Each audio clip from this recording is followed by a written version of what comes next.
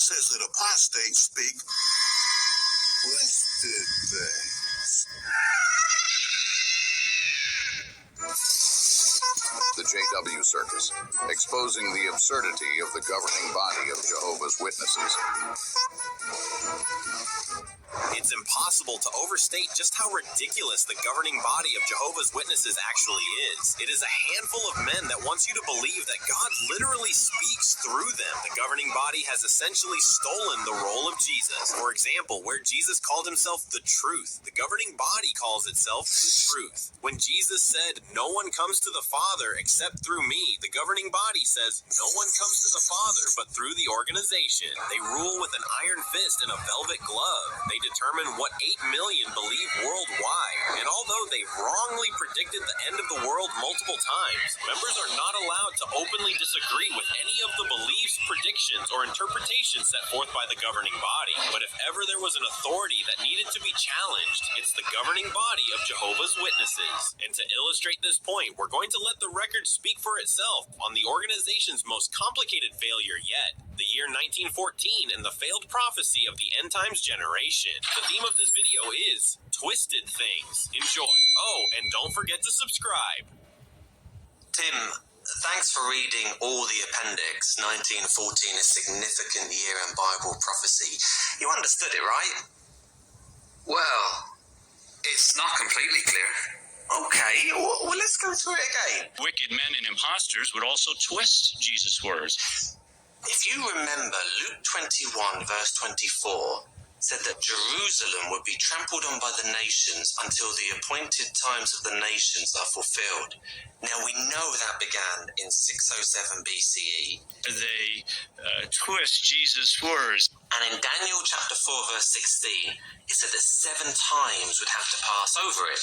And in Revelation 12, verse 6 and 14, it indicates that 3.5 times equals 1,260 days.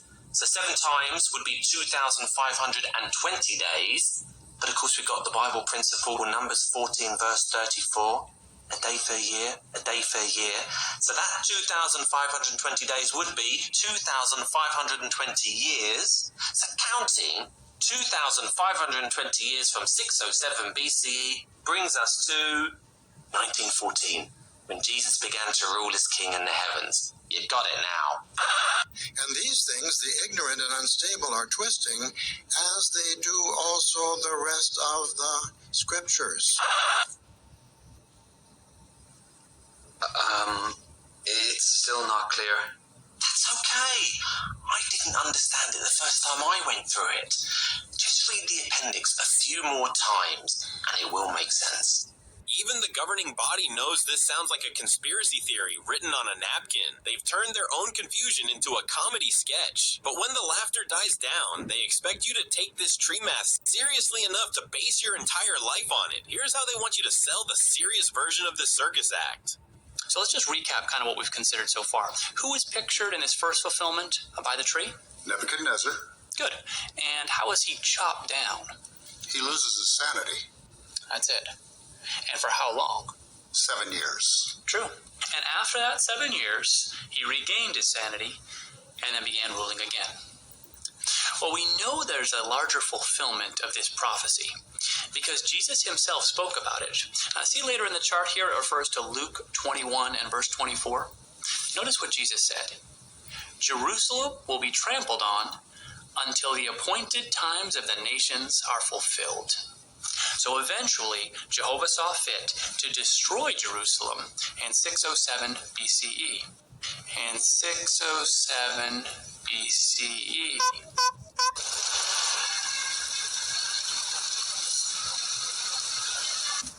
Twisted things.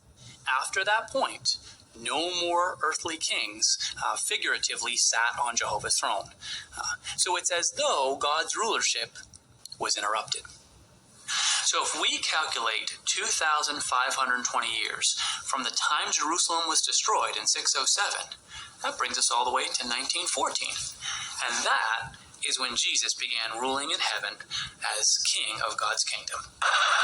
We know the Master Jesus found a faithful and discreet slave spiritually feeding right-hearted ones in 1919. Based on the promises set forth in the divine word, we must reach the positive and indisputable conclusion that millions now living will never die. 95 years later, That we're living in the final part of the last days, undoubtedly the final part of the final part of the last days, shortly before the last day of the last days. Rutherford's "millions now living will never die" wasn't just a catchy slogan, it was a definitive expiration date. But as the decades rolled by and those millions started filling up cemeteries instead of paradise, the governing body had a crisis on their hands. The 1914 generation was officially aging out and the math was no longer matching. Most organizations would admit they were wrong and move on, but not Jehovah's people. They decided to bend the definition of time itself. To keep the circus tent from collapsing, they brought out David Splain to perform the ultimate logical contortion, the overlapping generation. Would you like an easy way to keep the generation straight? An easy way is to consider the situation of Brother Fred W. Franz. Now, you'll see that he's FWF on the chart. Now, as we said before, Brother Franz was born in 1893. He was baptized in November of 1913. So, as one of the Lord's anointed in 1914, he saw the sign and he understood what the sign meant. By twisting the truth. Now, Brother Franz lived a long life. He finished his earthly course at 99 years of age in 1992. Now, do you know of many who were of the anointed in 1914 and who outlived Brother Franz? There may have been some, but not many. Now, just for the sake of argument, Intentionally leading someone to a wrong conclusion. suppose that we assume that Brother Franz was the last of that first group of anointed ones. That is, the group of anointed ones who were anointed in 1914, who saw the sign, and then continued serving faithfully. Now, we're not saying Brother Franz was. We just don't know. But for the sake of argument, let's suppose. In order to be part of this generation, someone would have had to have been anointed before 1992, because he would have to have been a contemporary of some of the first group. Twisted things. Anyone anointed after 1992 would be of the anointed, but he would not be part of this generation. And Jesus said, this generation will not pass away until all these things happen. They speak twisted things. But for many years we felt that this generation referred to the unfaithful Jews in the first century. And in a modern day fulfillment, it was felt that Jesus was referring to the wicked generation that would see the features of the conclusion of the system of things. And these things the ignorant and unstable are twisting, as they do also the rest of the scriptures. Something that's twisted is bent out of shape or distorted. However, that notion was adjusted in February 15, 2008, issue The Watchtower. However, that notion was adjusted. So the Watchtower made clear it was not the wicked. It was the anointed who saw the sign that would make up this generation.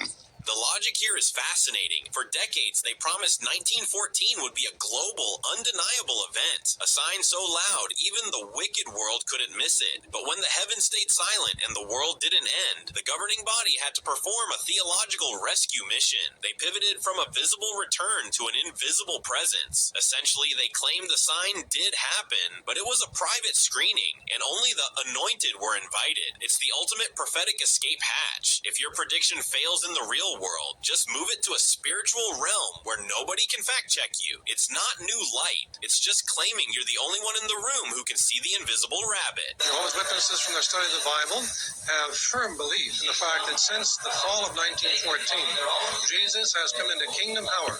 And as he prophesied in the 24th chapter of Matthew, the generation who saw the beginning of this time would not pass away until all things would be accomplished. That means also the end of this wicked system of things.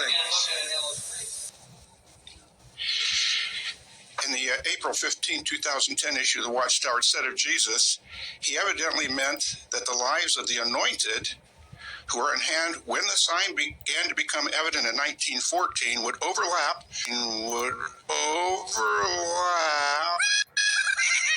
with the lives of other anointed ones who would see the start of the Great Tribulation. Millions now living will never die. Anticipating this future embarrassment, the Chairman's Committee of the governing body actually prepared a document suggesting the date be changed from 1914 to 1957. Raymond Franz was a member of the governing body when this recommendation was considered. Now, in this document, they suggest and advance as an idea that the generation that would see the time of the end of all things should not be counted from 1914. They fix on Jesus' statement that there would be signs in the heavens. And so they suggest here that the date should be moved up to 1957, when the Sputnik was sent into space by the Russians. And they say, now this is the celestial phenomena that would indicate the generation that would see the final wind-up. The Sputnik idea was ultimately rejected by the governing body. But for the generation of 1914, time is running out. And then later, it was in January 15, 2014, that this more precise description that Brother Splain shared with us was itemized for us. The second group of anointed ones would overlap. They were contemporaries with the first group from 1914 onward. So there you have it. The governing body keeps warning everyone about apostates who speak twisted things, only to end up twisting their own language, their own history, and even the definition of a generation just to stay relevant. The circus can keep changing the costumes and moving the goalposts, but they can't stop the clock. For the governing body of Jehovah's Witnesses, time isn't just running out. The math has finally caught up with the myth.